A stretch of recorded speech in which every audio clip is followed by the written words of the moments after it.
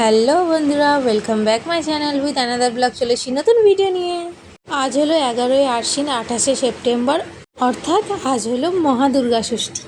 যখনই ভাবি একটু তাড়াতাড়ি ঘুম থেকে উঠবো, কিন্তু ওঠা হয় না, আমার ঘুম ভাঙতেই চায় না। তো আমি ঘুম থেকে উঠেছি, তখন দেখলাম মায়ের পুজোর আয়োজন করা প্রায় শেষের দিকে।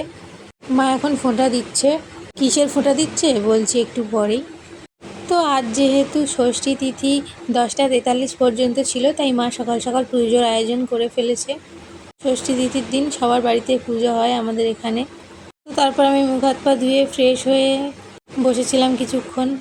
যেহেতু আমি স্নান করিনি, তাই ঠাকুর ঘরে যেতে পারছিলাম না, তাই দূর থেকে বসে বসে মায়ের পুজো দেখছিলাম। এই দেখো, মা এখানে ফোঁটা দিয়েছে 3 রকম জিনিসের। অনেকে অনেক রকম জিনিসের ফোঁটা দেয়। আমাদের দেওয়া হয়েছে সিঁদুরের টিপ, লাল চন্দন আর সাদা চন্দন।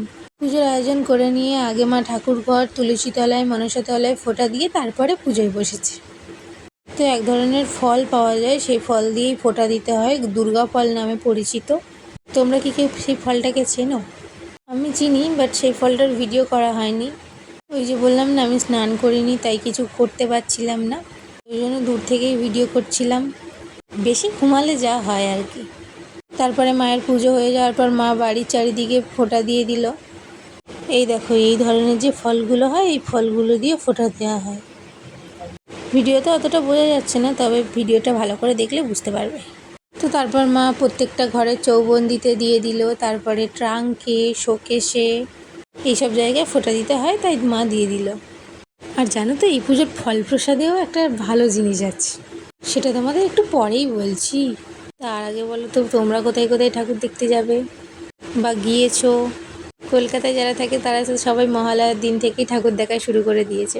তবে আমাদের এখানে সবাই আজকের থেকেই ঠাকুর দেখতে যাবে। তবে আমাকে ঠাকুর দেখতে নিয়ে যাওয়া সেরকম কেউই নেই। কোন ছোটোবেলায় যে বাবার সঙ্গে ঠাকুর দেখতে গেছি আমার মনেই পড়ে না।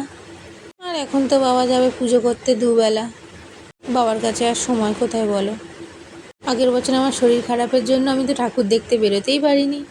তবে এই বছর ঠিক করেছি প্রত্যেক দিন বেরোবার চেষ্টা করব।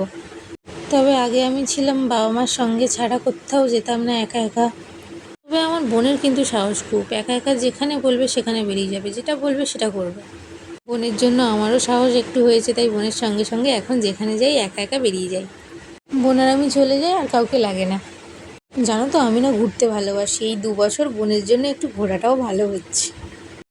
তো যাই হোক, দেখো আমি স্নান করে ঠাকুর ঘরে চলে এসেছি মা কালীকে প্রণাম করার জন্য, যেটা আমি রোজই করে থাকি। তারপর মা কালীকে প্রণাম করা হয়ে যেতে আমি বেরিয়ে পড়লাম ঠাকুর ঘর থেকে। আর জানো তো, আমি লেট করে ঘুম থেকে উঠেছি, তাই বাবার সঙ্গেও দেখা হয়নি। বাবা তো ভোর 5টার সময় চলে গিয়েছে পুজো করতে। আর আগের বছর তিথিগুলো যা পড়েছিল, রাত 2-2-2:30টার সময় করে যেতে হতো। তারপরে ঠাকুরঘর থেকে এসে একটু প্রসাদ খেয়ে নিচ্ছিলাম। চলো এবার দেখাই প্রসাদের মধ্যে কি ভালো জিনিসটা আছে।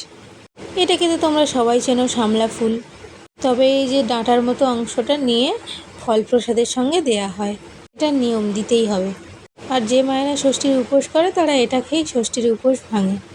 ষষ্ঠীর উপোস করে পুজো দেওয়ার পর এটা খেতে হয়, এটা ফল হিসেবে দেয়া হয়। এটাই হলো ভালো জিনিস। তোমাদের মধ্যে কাদের কাদের এইরকম নিয়ম আছে কমেন্টে জানিয়ে তো। তারপর আমিও প্রসাদ খেয়ে নিলাম একটু।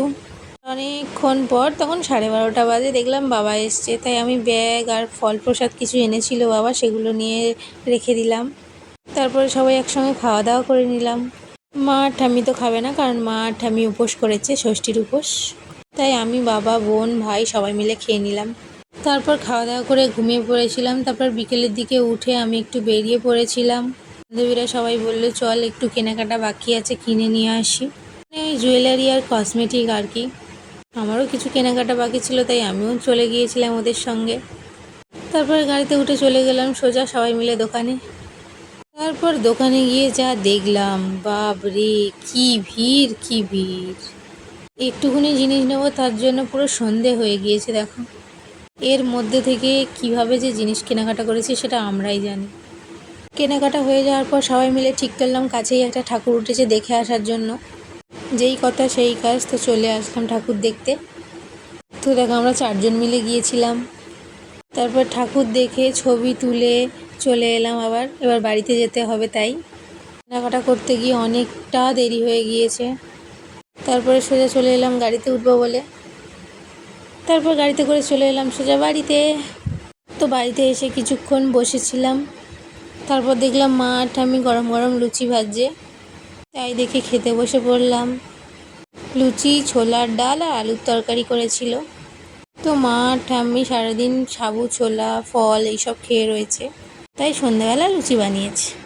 তো তারপর তো আমি খাওয়া দাওয়া করে নিলাম। তো চলো আজকের ভিডিও এই পর্যন্তই, দেখা হবে পরের কোনো ভিডিওতে। তো ষষ্ঠীর দিনটা তো আমার এইভাবেই কাটলো। তো ভিডিওটা ভালো লাগলে লাইক কমেন্ট করে দিও। আজকের মতো টাটা।